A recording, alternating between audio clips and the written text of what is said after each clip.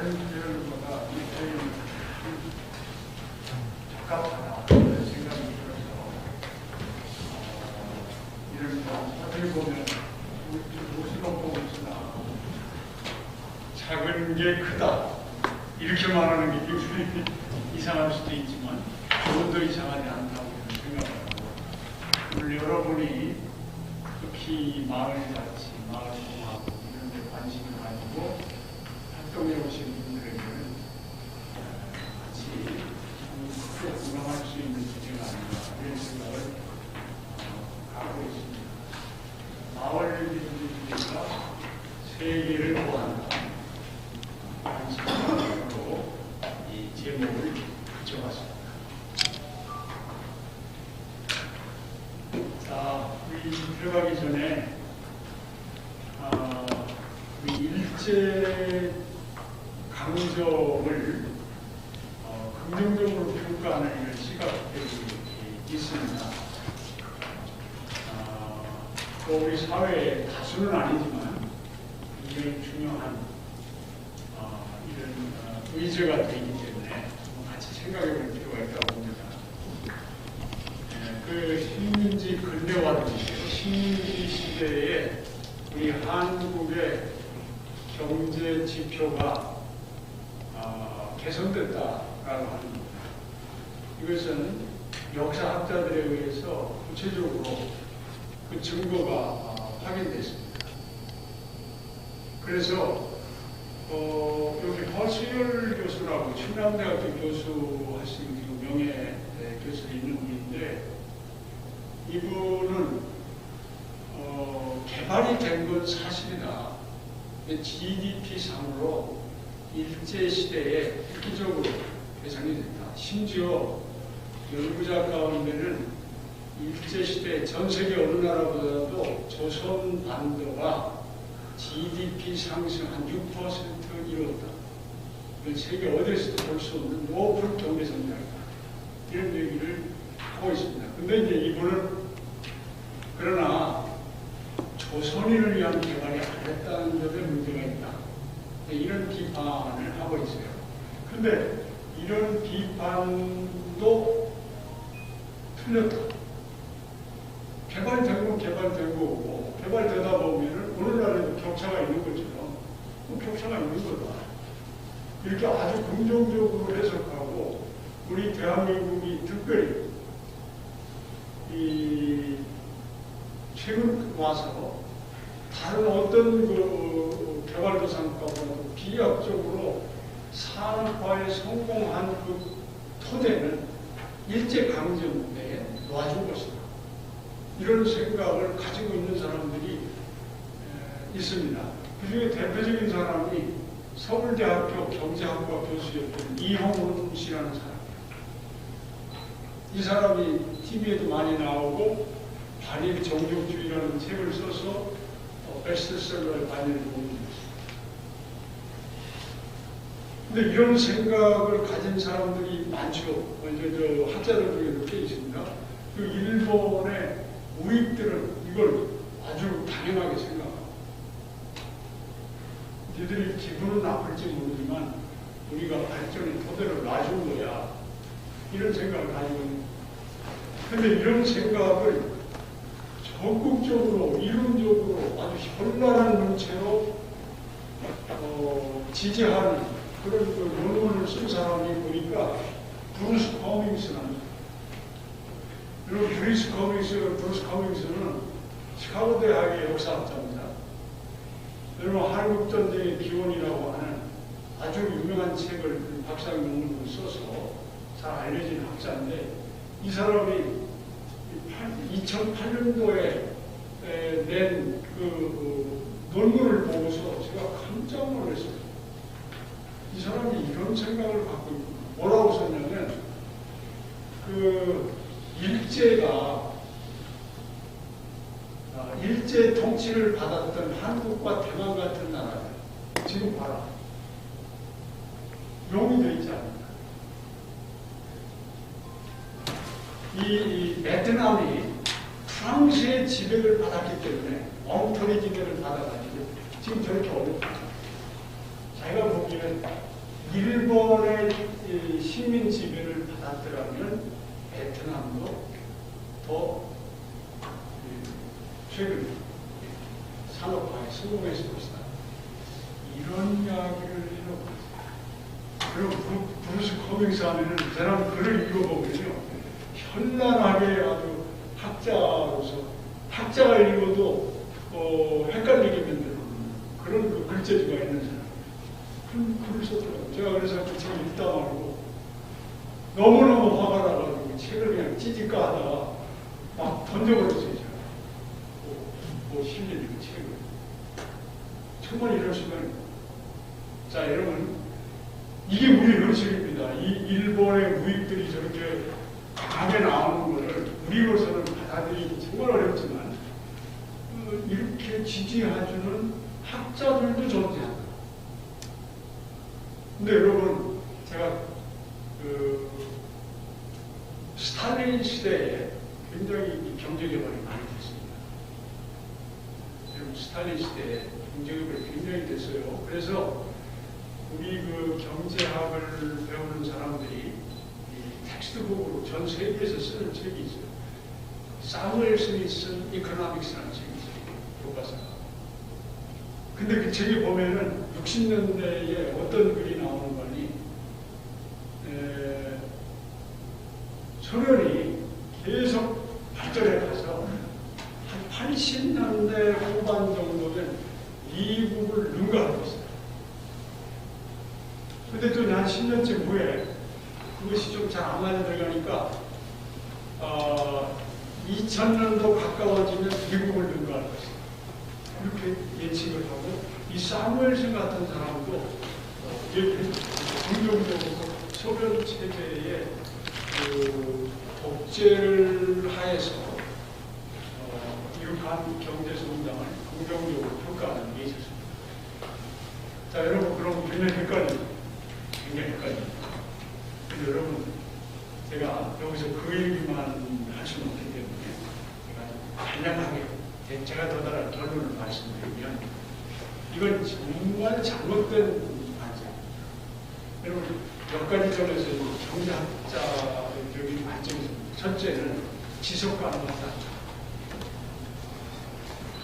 여러분 소련이 굉장히 경제 성장을 독재 체제하에서 스탈린 독자에서 이런 그 결과가 결국에는 성공했는지 성공하지 못했잖아요. 지속까지 가지 않다. 자, 근데 이건 그야말로 단순히 경제적인 측면에서만 보는 거예요. 더 근본적으로 중요한 게 있습니다. 그건 뭐냐면 여러분 경제 발전을 위해서 엄청난 경제 성장을 위해서 대가를 치고 스탈린, 레닌, 스탈린 이 시대에 이 공산 독재 체제 하에서 소련에서 죽은 사람만 몇 천만 정도 추산합니다. 그리고 인권이 발살되고 수많은 사람들이 이 강제 노동, 강제 수용소에서 고통을 받습니다. 자, 그러면서 경제적으로 GDP가 올라간다. 그걸 우리가 발전이라고 봐야 되느냐. 가장 중요한 관점은 발전이 GDP를 가지고 경제 발전을 보는 것이 바람직하냐. 이게 가능하냐. 네, 여러분, 우리가 발전을 달리 봐야 돼요. 달리 봐야 돼요. 그걸 아주 이론적으로 신뢰를 들어가면서 설득력 있게 설명한 사람이 누구냐면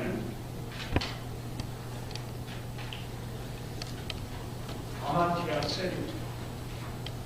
그럼 아마티아 센의 자유로서의 발전이라는 책이 있습니다. 근데 이 책을 읽어보면 굉장히 생각보다 어렵습니다. 근데 내용은 아주 심플해요. 발전을 뒤집히고 봐서는 안 된다는 겁니다. 물량으로 봐서는 안 된다. 돈으로 계산해서는 안 된다. 뭘로 봐야 돼요? 발전은 자유의 확장입니다. 프리덤의 확장입니다. 이 관점을 가져야 됩니다. 그럼 어떻게 해야 되느냐? 민주주의를 제대로 해야 됩니다. 민주주의를 꿰부수면서 물량적으로 키우고 사람을 죽이면서 물량적으로 키우는 걸 관점으로 보는 이 엄청난 오류와 일제 강점을 정당 공산주의 체제, 히틀러 체제 이런 것들을 정당화하는 근거가 될 수 있다. 이 엄청난 오류를 봐봐. 여러분도 아까 여기 얘기 안 했습니다만 북한과 남한의 발전 격차 제가 북한과 남한의 발전 격차는요 다른 걸 얘기하는데 이거는 발전의 개념을 우리가 잘 봐야 돼요. 여러분 70년대까지 북한이 남한보다 조금 잘 산다 하는 이런 지표들이 있었어요. 근데 그것조차도 사실은 말이 안 된다는 거예요. 더더욱이나 라틴 아메리카, 북아메리카의 격차도 마찬가지입니다. 이 지속 가능하지 않고 진짜 발전은 인간의 자유를 확장해주고 그런 가운데서 진짜 장기적으로 그게 진짜 발전, 경제적인 GDP도 그래야 합니다. 이런 관점이 아마티아 셀이 여기서는 특별히 강조되는 것이 민주주의와 공적 토론입니다. 여러분 풀뿌리 자치가 왜 중요하냐? 진짜 발전이 시간을 걸려요. 그러나 그걸 통해서 자유가 확장되고 구성원들의 역량이 개발될 때 그것이 GDP까지도 성장시키는 동력이 됩니다. 이런 관점이 굉장히 중요합니다. 그런데 우리가 자유민주주의 할 때 이걸 좀 잘 구별을 해야 되는데 자유라는 개념을 개인에게만 제한시키는 경향이 있습니다. 그러니까 자유민주주의가 자유주의적 관점이라고 하는데 이렇게 되다 보니까 각 개인이 공동체를 무시하거나 오히려 공동체에 해가 되는 일까지도 보장해줘야 되는 거죠. 이건 자유주의가 가는 한계입니다. 자유주의가 굉장히 역사적으로 의미 있는 이런 진전을 보였음에도 불구하고 자유주의의 근본적인 한계를 공동체를 무시하거나 경시하는 거죠. 공동체를 고려한 자유, 그걸 공화주의적 자유라고 말합니다. 그래서 우리 현재 저는 그렇게 생각합니다. 이 자유민주주의가 지금 위기 상황에 있거든요. 전 세계 미국을 보면 대표적으로 보여줍니다. 우리 한국도 그런 위기에서 예외랍니다. 이런 자유민주주의의 전 세계적인 위기는 자유의 개념을 외톨이처럼 원자적으로 흩어져 있는, 모래알처럼 흩어져 있는 개인의 자유를 강조하는 자유민주주의. 자유민주주의를 거부하는 것이 아니라 우리가 한 발 더 넘어서 가야 되는데 그 자유를 무슨 자유냐? 공화주의적 자유. 근데 그 공화주의적 자유를 구체적으로 어떻게 우리가 실현할 것이냐? 그 토대가 바로 마을이라고. 그 토대가 바로 공동체를 생각하는 자유, 공동체를 고려하는 그러면서 개인의 발전을 꾀할 수 있는 자유를 공화주의적 자유라고 말할 수 있습니다. 여기 마이클 샌더이라든지 다니엘 일라제 같은 사람이 스위스의 포뮬의 자유를 포뮬라 리버티라고 표현하는데 이런 것들이 제가 우리가 지금 마을 자치를 얘기하는데 자유를 확대하는데 어떤 자유? 고려하는 자유. 그러면서 개인의 자유를 존중되는 이런 자유를 말합니다. 자유는 자치 공동체에서 형성되고 오직 그곳에서만 일제 시민들은 자유정신을 파괴한다는 점에 정말 이걸 어떤 발전이나 근대화의 근거로 제시하는 너무나 큰 오해다. 오늘날까지 이 일제 트라우마가 있다고 생각합니다. 오늘날에 아직도 우리 사회에 부정직, 책임적인, 냉소리 이런 것들이 남아있는 것은 일제 식민 지배가 남긴 흔적이라는 것입니다. 우리가 그런 의미에서 청산해. 그 다음에 아직도 우리 한국이 이 신뢰가 낮다. 이런 평가를 받고 있는데 또 정부나 정치인에 대한 정부 불신 이런 것들이 사실 우리가 선진국가의 반열에 올려놓기에는 너무 부끄러워요. 왜 그런가? 여러분 일제시대에는 국민들이 지배자에 대해서 불신하도록 되어 있습니다.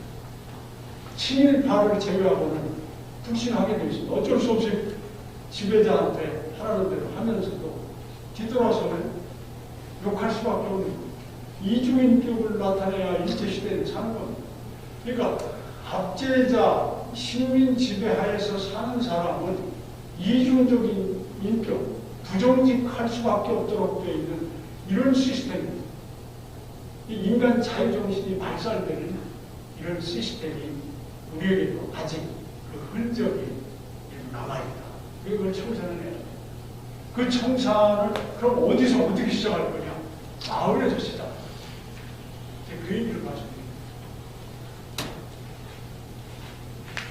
사회심리학 같은 데서 뭐 이와 관련해서 많은 연구들이 있습니다. 그런데 제가 중요한 거 하나만 말씀드리면 루시퍼 효과라는 게 있습니다. 오늘 루시퍼는 천사예요. 근데 루시퍼가 어느 날 갑자기 사탄, 여러분 사탄이 천사에서 그 타락한 게 사탄이 됩니다. 성경에 나와요. 근데 이 연구는 뭐냐면 사람이 굉장히 본성 자체가 선하다 해도 시스템이 나쁘면 사탄으로 변할 수 있다. 그걸 과학적으로 이 사회심리학 실험을 통해서 증명된 것이 바로 짐바르도의 스탠포드 모의 교도소 실험입니다. 대학교 1학년 학생들을 대상으로 해서 실험 기간을 뽑았어요. 그래서 이제 한쪽 그룹에게는 간수의 역할을 맡고 한쪽 그룹한테는 죄수의 역할을 맡았습니다. 그리고 한 2주 동안 실험을 하려고 했어요. 제복도 입히고 또 근무 수칙 같은 걸 다 주면서 이제 한쪽에는 죄수 역할을 하고 한쪽은 간수 역할을 하게 했는데 일주일 못해서 실험을 더 이상 할 수 없는다니까요. 여러분 이 사람들은 역할극을 한 거예요. 돈을 얼마씩 주면서. 그런데도 불구하고 간수가 된 사람들은 쇠들을 갑질을 하는 겁니다. 아주 극단적인 갑질을 하고 죄수가 된 우리 학생들은 이게 뭐에 그런 불종하는 이런 형태를 보여봤어요. 심지어는 정신적으로 굉장히 위험한 단계가 있다. 그래서 일주일 만에 실험을 그만두고 밝혀낸 것이 뭐냐? 이런 교도관과 수감자의 권력 격차가 한 일주일만 진행돼도 멀쩡하던 학생들이 하나는 압제자, 또 하나는 노예 변하더라고요. 이게 정신 폭력 사고가 있는 거예요. 여러분 이런 현상은 우리 사회에 여러분 제가 누굽니까 우리 갑질해가지고 그런 사람 있잖아요. 재벌의 총수에 굉장한 엘리트인데 그 사람이 어떻게 그렇게 되는가 봤더니 권력 격차가 이렇게 구조적으로 그게 됐죠. 갑질이 나올 가능성이 굉장히 높아요. 여러분 저한테 여기서 예를 들어서 이 행정연구원장을 자세히 똑같아요. 그리고 세습해요. 그러면 제가 굉장히 헌신적으로 이렇게 하게 되기가 거의 불가능하다. 이 세습제, 왕제 이런 것들이 가능한 우리가 계급이 너무 이렇게 장기적으로 지속되게 권력 격차가 커집니다. 거기서 비극이 생깁니다. 여기 이제 아부그라이브에서 자행된 포로 학대라고 있어요. 여러분 이게 뭐냐면 요 미군 병사가 이라크에서 잡은 포로를 이렇게 개처럼 목에다가 줄을 걸고 한 거예요. 이거보다 더 참혹한 그 사진들이 있지만 여기서 우리가 소개를 안 합니다. 여러분 이게 어떻게 가능하냐? 이런 정말 나쁜 놈이구나. 저는 정말 저런 그 인간이 다 있나 이렇게 생각하실지 모르지만 조사를 했어요. 조사를 했더니 미국의 어떤 마을에서 굉장히 모범적인 확신이 있어요. 이 저 미국 병사 왜 이렇게 됐을까요? 이게 바로 루시퍼입니다. 이게 무슨 말씀이냐면 일제 압제하에서는 한국 조선인들은 그렇게 타락해버리고 일제 그 지배하는 자들은 지배하는 대로 타락하고 지배를 받는 자는 노예로 타락. 이런 그 과학적인 연구가 그 모티베이션 크라우딩 티오리로 마찬가지입니다. 이런 쪽에 살펴보면 같은 건입니다. 자, 그래서 임마누엘 칸트가 좋은 제도가 좋은 사람입니다.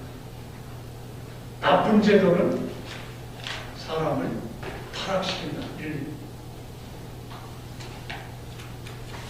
우리나라 헌법, 우리나라가 왜 이렇게 정치적으로 많은 문제가 있는가? 여와야가 서로 이것이 싸우고 있는 거. 한국 사람은 어쩔 수 없는 건가? 절대 그렇지 않다는 겁니다. 한국 사람 괜찮은 사람 품종이잖아요. 왜 그러냐? 정치 시스템이 문제가 있다는 거. 그래서 그걸 바꾸자. 그 헌법이 87년 헌법 시스템이 그래서 이런 정당 정글 정치를 만드는 시스템입니다. 물론 우리나라가 전 세계적으로 민주국가로서 어느 정도 인정을 받고 있지만 정말 한 단계 더 도약해 나가려면 헌법 질서를 바꿔야 됩니다. 그 어떻게 바꾸느냐? 국민을 배제한 정당지배의 대민주를 인정하지만 대표들이 국민의 뜻과 다른 정책을 했다. 그때는 바꿀 수 있는 길이 시민에 의해서 바꿀 수 있는 길이 열려집니다. 직접 민주제 확대하자는 게 여러분 관심 많으시고 그리고 이 엘리트들이 정책 의제로 삼고 싶어 하지 않는 것들이 많아요. 그러니까 그런 것들은 시민들이 직접 발의해서 통과시킬 수 있어요. 이런 제도를 만드는 것이 과제다. 두 번째는 우리나라가 이 중앙정부도 중요하지만 지방에 적절한 역할을 할 수 있도록 튼튼한 지방 시스템, 자치의 시스템을 갖춰야 돼요. 아직도 많이 부족해요. 세 번째는 우리가 다수결 민주주의를 부정하는 게 아니라 그건 존중돼야 되지만 소수에게도 언제든지 기회가 열려있게 또 소수들이 이야기하고 그들의 이익이 적절히 배려될 수 있는 이런 시스템을 만들어야 된다. 이 승자 독식 다수제를 좀 개선해야 된다. 그래서 우리가 제시하는 것이 비례주의, 비례대표 선거제도 그리고 지난번에 시도했다가 결국에는 실패하고 나왔습니다. 그래서 이 자유주의적 대의민주제를 어떤 학자는 동물사회 정치다 선거 때만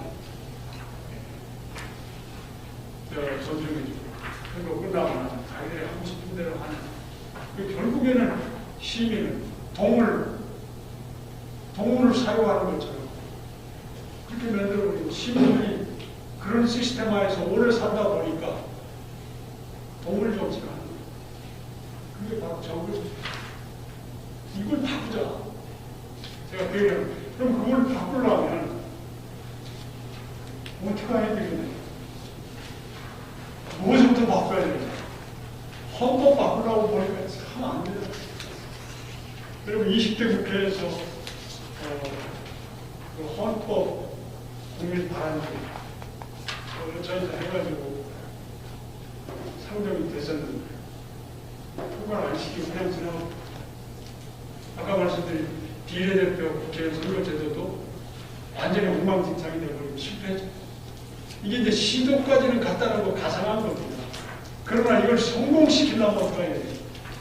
결국에는 우리가 폭력을 통해서는 이런 목표를 달성할 수가 없다.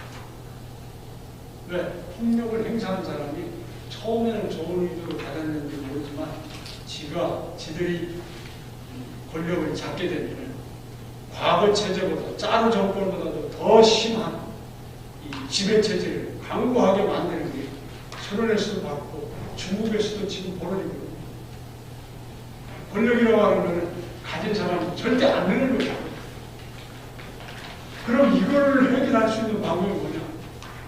평화적인 혁명을 이루어야 되겠는데 그 수단이 제가 볼 때는 마을에서부터 출발하는 방법. 이게 참 안타까운 일이지만 현실입니다. 제가 스위스를 공부해보니 스위스도 마찬가지예요.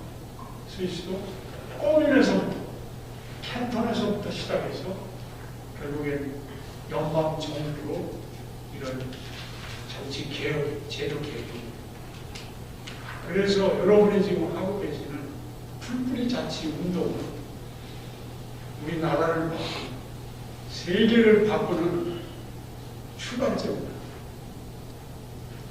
자, 여기 제가 솔제니치의 예를 들었습니다. 여러분, 솔제니치는 스탈린 시대에 반체제 운동을 하다가 잡혀가지고 8년 동안 옥살이를 하고 강제 노역을 하다가 어느 날 망명할 기회가 생겨가지고 미국으로 망명했어요. 미국의 지도를 놓고 보면 오른쪽에 보면 링랜드라는 지역이 있습니다. 거기가 풀뿌리 그 타운리팅 디모크라시가 발전했어요. 주민의 직접민주주의가 오늘날에 1100개 정도 타운을 실시거든요. 물론 과거보다 훨씬 더 약화된 형태로 지금 이제 명명을 유지하고 있지만 이 사람이 거기서 18년 동안 살았어요. 그리고 러시아가 만들어졌어요. 선언이 나와. 그래서 자기 고향으로 돌아가면서 1994년에 카벤디시라고 하는 타운 미팅에서 성별사를 했어요. 아주 감명 깊은 말을 했어요. 그 성별사를. 뭐라고? 소련이 그 공산화 하면서 6천만 명을 임명을 할 사람하고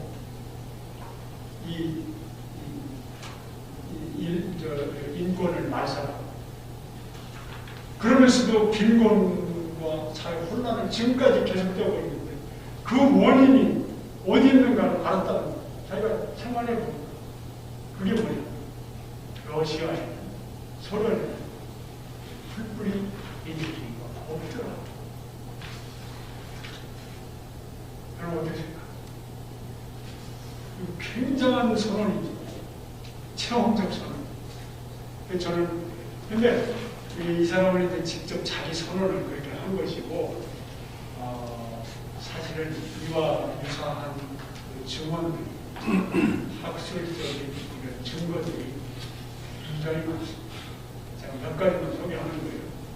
스위스 망명의 블라디미르 레닌이 여러분 레닌 공산혁명을 하기 전에 사실은 이제 망명이 돼가지고 스위스에서 6년 반 동안 4차례 걸쳐서 살았어요. 그런데 이 사람이 공산주의 혁명을 스위스에서 해야 되겠다 생각합니다. 왜? 스위스 사람들이 집에 가니까 가고 총을 가. 야, 총을 들고 있는 노동자 농민들이 총을 들고 있으니까 이 사람들에게 공산주의 사상만 주입시키면 그 총으로 체제를 뒤집어 엎어서 공산주의 혁명은 스위스로부터 시작해요.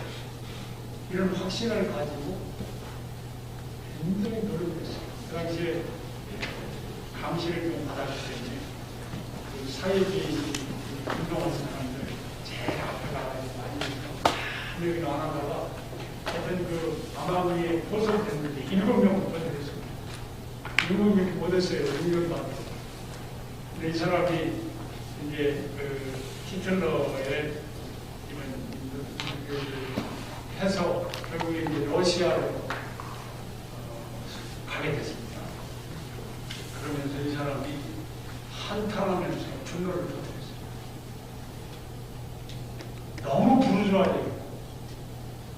스위스를 너무 부르주아. 그러니까 그때가 1917년 러시아로 떠나면서 했던 유명한 말이 스위스를 혁명하기에 너무 부르주아죠. 그러면서 욕을 아주 자기 같이 했던 보면서 심한 욕을 떠났어요. 그래서 결국에는 그 러시아에 가서 공산주의. 제가 왜 스위스에서는 벌써 20세기 초반부터 이런 풀뿌리 민주주의라든지 이런 그 포용적인 시스템이 굉장히 갖춰져 있고, 그래서 공산혁명이 뒤집고 들어가시고, 지금 그 비결은 풀뿌리 민주주의, 튼튼한 풀뿌리 민주주의가 저희 사회를 번영하게 만들고, 이런 공산혁명과 같은 이 폭력혁명으로 막을 수 있는 기회가 토대가 됩니다. 이 말씀을 드립니다. 한나 아렌트라고 하는 20세기의 사상가로, 이 사람이 전체주의의 기본, 원래 그 유태인 출신의 독일사람인데 결국에는 가까스로 피해가지고 그리고 미국에 정착하게 됐는데, 이 사람이 쓴 대표적인 전체 저술이 전체주의의 기본. 히틀러가 어떻게 해서, 여러분 이 독재 체제나 전체주의는 이 좌파 쪽에서만 나쁜 게 아니고 우파 쪽에서도 아주 극단적으로 나쁜. 우파 전체주의가 바로 히틀러예요. 그러니까 공산이 독재 그리고 우파 독재를 연구한 그 뿌리가 어디서 나왔느냐. 20세기 이런 것들이 왜 나왔느냐. 그 기본을 탄생한 게 전체주의 기본이라지. 자, 그런데 이 사람이 그러면 어떤 시스템이 바람직한 시스템입니까? 전체주의가 아니고 인간의 자유를 확대시킬 수 있는 시스템입니다. 여기에 특성을 가지고 계속 연구한 20세기에 가장 유명한 그 정치 사상가라는 게 유명했는데, 이 사람이 한 유명한 말 중에 제가 두 가지만 소개합니다. 정치의 존재 이유를 여러분, 우리나라 정치인들한테 정치의 존재 이유는 그럼 뭐라고 그럽니까? 정권 쟁취다. 이런 사상이 있습니다. 여러분 정말 그렇게 생각하십니까? 저는 이건 물론 그건 현상적으로 나타나시지만, 정치인들이 정권 서로 빼앗으려고 하다 보니까 누가 피해보느냐? 국민이 피해가, 시민이 피해가. 그 정치인들이 자기 자리 차지하는 게 정당화되고 또 그걸 하는 행동이니까 당연한 거야, 이렇게 인정해주는 이 시스템을 저는 내가 긴 얘기를 못하기 때문에 여러분 다 이해하실 거예요. 다 전문가들이. 제가 말씀드리려고 하는 인간을 무슨 공중에 올려놓고서 이상사회를 만들게 아니라 그런 걸 인정하지 마. 정치의 존재임을 저는 하나 아렌트와 가슴으로 공감해요. 정치가 왜 존재하느냐? 그 이유는 자유를 확장하는 겁니다. 풀뿌리 자체를 통해서 그 자유를 체험하고 그 자유를 나라로 전 세계로 확장시키도록 만드는 게 우리 마을 민주주의를 영원하는 사람들의 꿈이 아니겠습니까? 그 다음에 자유는 인간이 폴리스에서 함께 사는 이유. 누나는 무엇입니까? 이 폴리스가 뭡니까? 마을입니다. 자, 여기 저희 보면 대민주주의 전제 이유가 있지만 한계가 있다. 그걸 어떻게 그 한계를 극복할 것인가?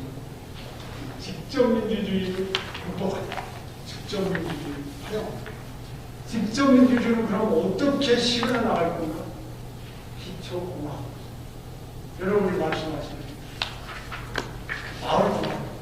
그 개념하고 아주 맞닿아. 자, 그 다음에 제가 여기 그 루이스 몽토드라고 하는 도시의 역사를 책을 써요. 이 사람은 아주 유명한 도시학자입니다.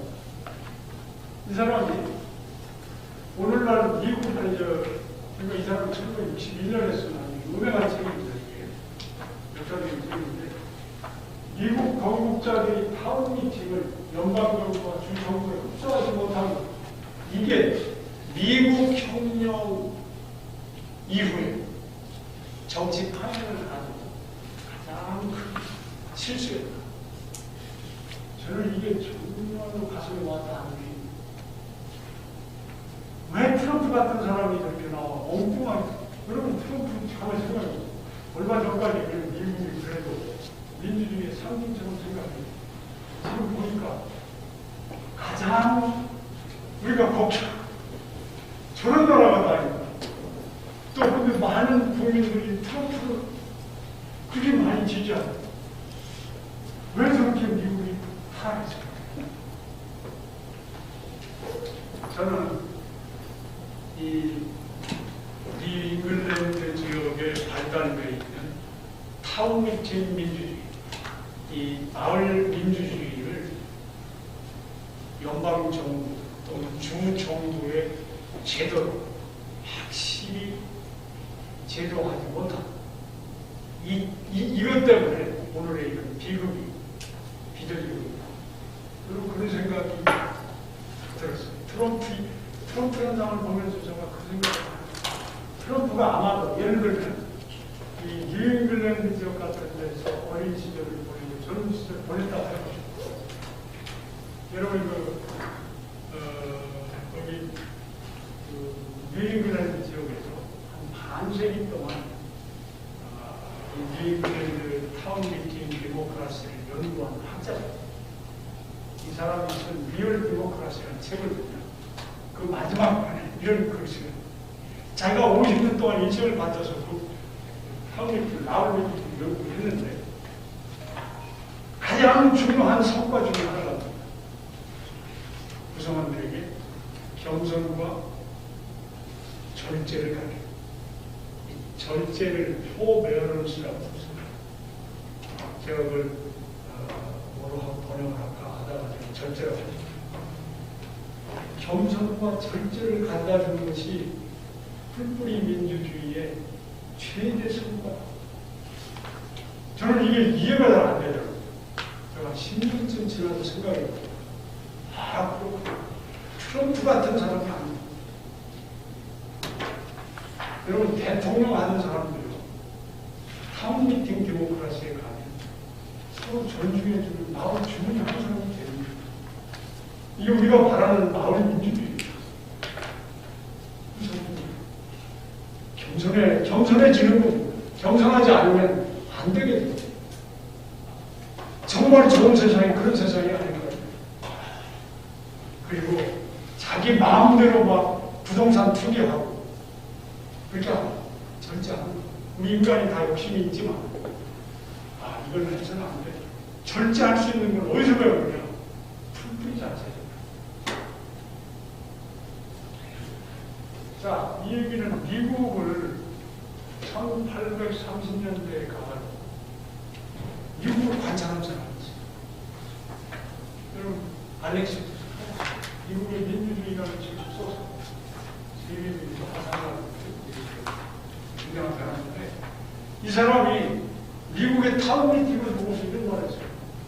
타운미팅과 자유의 관계는 초등학교와 학문이 관계.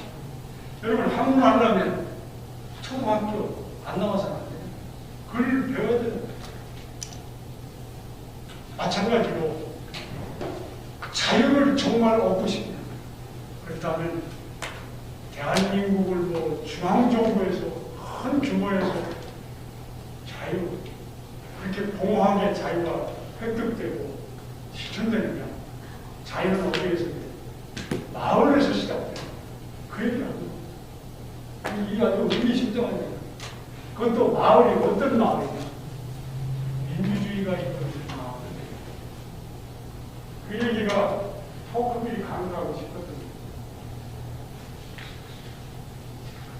그 토크빌이 보니까 미국의 민주주의 보면 이런 규정이 나옵니다. 뉴잉글랜드 사람들이 보니까 시민정신이 발달해요.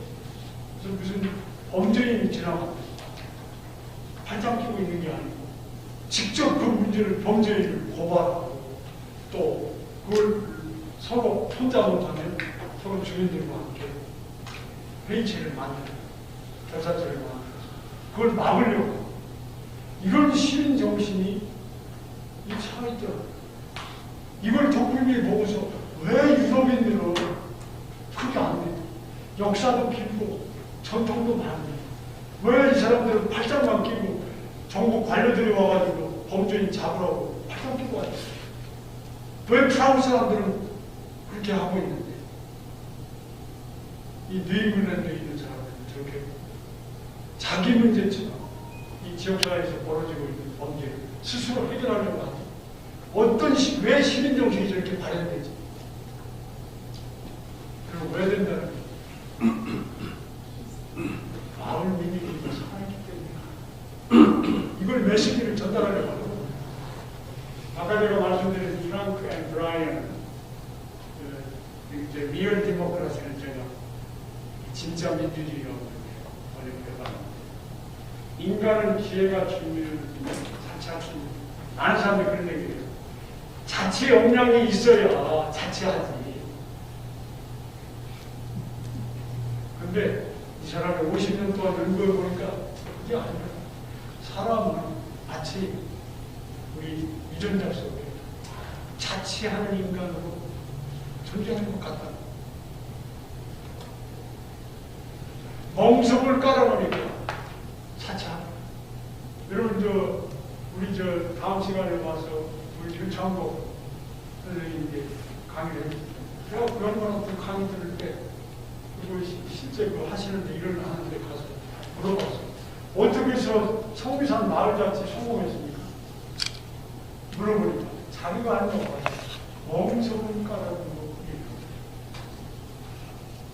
제가 그 말을 들으면서 브라이언의 이 생각이 났어요. 인간은 기회가 주어지면 자치할 수 있는. 두 번째는 타운미팅은 경선과 절제 시민리더를 배우는 최선이죠. 타운미팅은 자유주의적 대의민주주의 세태를 치고 자 우리 미국이 그리고 많은 민주주의 국가들이 굉장한 어려움을 겪고 있습니다. 민주주의의 위기, 자유민주주의의 위기를 겪고 있고 이거 어떻게 치유할 거냐? 브라이언이 마을 민주주의부터 시작해요. 시간이 걸리지만 그거부터 해야 돼. 이게 좀 이상한 풀뿌리 민주주의를 하니까 뉴잉글랜드 지역을 보면 여러분 여러 가지 점에서 정말 다른 지역보다 앞서가고 있다는 걸 볼 수가 있어요. 그리고 보면 독립전쟁의 지원 그리고 전국을 주도하는 것이 바로 뉴잉글랜드 지역 대표입니다. 노예해방 인권 반의 환경운동 중심지가 되어 지금까지 그 다음에 6개, 주가 6개입니다. 뉴잉글랜드 지역에 소속된 6개 중에 3개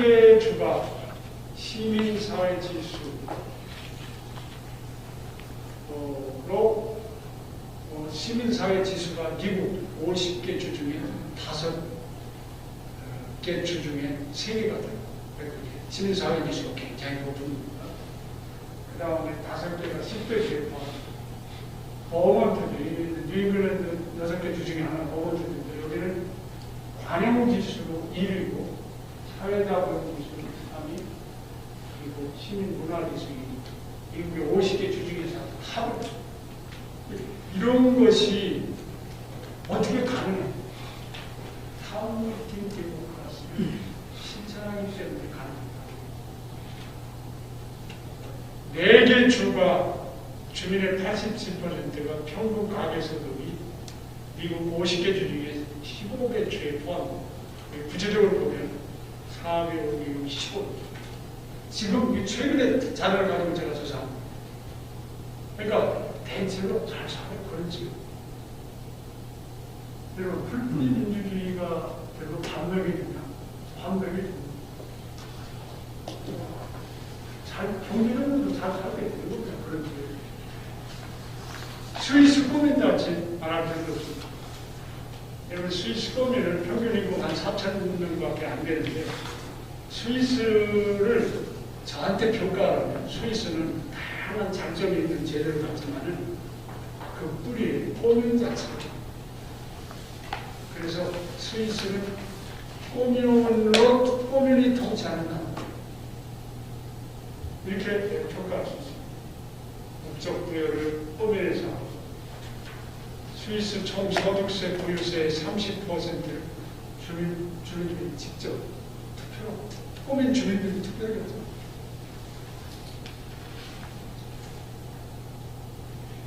스위스 권익의 비밀이 꼬민에 발행해진다. 기업 강국, 정부에 선포된 글로벌 기업 이런 것들이 왜 우리나라의 지역 균형 발전이 안 된다 아마 그러냐면 해법이 없는 것 같아요. 지금 50%의 인구가 수도권에 몰려 사는데 점점 더 가속되고 정말 이거 뭘 가지고 해결해야 돼. 그런데 이 문제도 근본적으로 이 풀뿌리 자치를 활성화시키는 것이 시간은 걸리지만 스위스를 볼 때 그것이 근본적인 해법이 될 수 있다. 그러니까 이런 작은 꼬민들의 대중 자유도가 부실합니다. 강한 민주주의로 지금 우리가 하는 이 민주주의를 벤자민 바로 같은 사람은 빈약한 민주주의라고 저는 이걸 강한 민주주의, 스트롱 디모크라시로 가려면 뭐부터 시작해야 돼요? 풀뿌리 민주주의 혁신으로 가야 되죠. 그동안에 우리나라는 풀뿌리 민주주의를 천덕으로 무시하는 이런 정책을 펴왔는데 근래 와서 조금씩 풀리기 시작하고 있습니다. 세종시가 여러 가지 혁신을 시도하고 있다. 한번 읽어보시기 바랍니다. 그는 배제의 정치에서 회의 정치 가자. 우리 장작 로소가 하는 시민을 창출하고 그런 모든 것을 벤자민 마을 시민을 자유로운 정치에서 시민 교육과 정치 참여를 통해 만들어준 마이클 샌더 세계화 시대 국내 자치가 중요해야 된다. 그래서 저는 생각 시민은 풀뿌리 자치 공간에서 자유와 공동체를 구체적으로 체험하는 것이 조경군 민주주의에서 주권이다. 시민으로 얻어갈 수 있다. 내가 그림을 한번 그려봤어요. 우리나라 정치를 한번 제일 그려봤는데 여기 좌쪽으로 가면 좀 좌측에 있는 정당국, 오른쪽으로 우측 정당국 이게 양극화되어 있습니다. 이걸 우리가 정치적 양극화 현상 이렇게 얘기합니다. 이 정당 정권 정치에 휩쓸리는 부정들 국민들 다 둘쪽으로 갈라져가지고 좌우가 서로 싸웁니다. 적대적 양국과 공존합니다. 자, 이 정치를, 이 배제 정당 정부를 어떻게 포용의 신공화 정치로 바꿀 수 있을까? 저는 이렇게 하면 가능합니다. 위에서 위에 정치하는 애들한테 맡겨가지고 안 되고 밑으로부터 풀풀 민주주의부터 시작해요. 여러분 마을 민주주의부터 시작하면 거기서 진정한 의미에서 주권자 시민 정치 토크가 이루어지고 이것이 수구의 공론화가 가능합니다. 이 표정이 양극화되어 있는 수용하도록 이렇게 만들어줍니다. 그래서 정책 결정이 사실은 좀 극단에 휘둘리는 게 아닙니다. 좀 더 이렇게 국민의 대의를, 주의를 모으는 쪽으로 바꿔야 되겠다. 그 역할을 주도적으로 누가 해야 되느냐?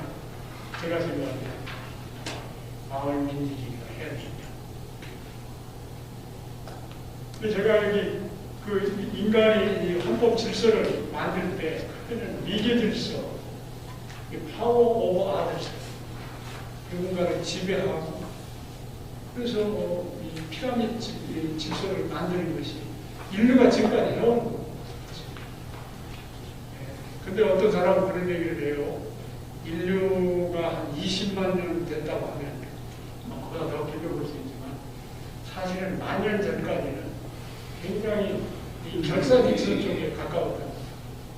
근데 그 한 만 년 전서부터 농업혁명이 일어나면서 이런 잉여 생산물이 지배자를 만들게 되고 그러면서 영토 싸움도 이 피라미드 같은 걸 지면서 위계 질서를 강화하는 이런 시스템으로 계속돼가지고 오늘날까지 왔다.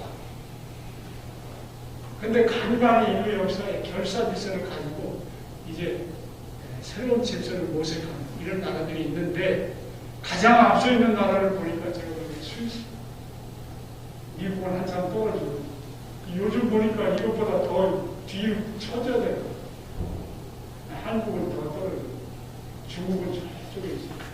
어떤 분들은 우리가 이제 어떤 분들은 이제 좌파 이런 그 사회주의 이런데 저도 굉장히 공감을 가는 사람입니다.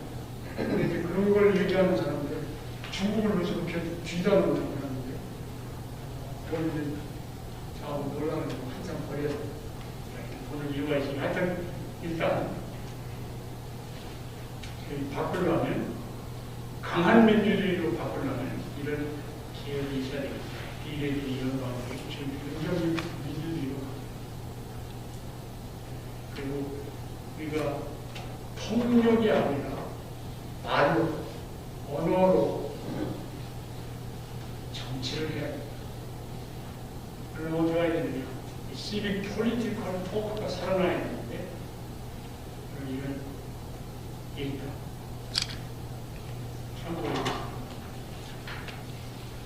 마지막 한국이 세계 평화와 운영을 선도하는 선진 포용 국가로 도약하려면 통해 대해서 제때 있습니다. 경제력과 군사력이 우선하는 근원적인 공화주의적 자유정신이 있습니다. 공화주의적 자유정신이 충만한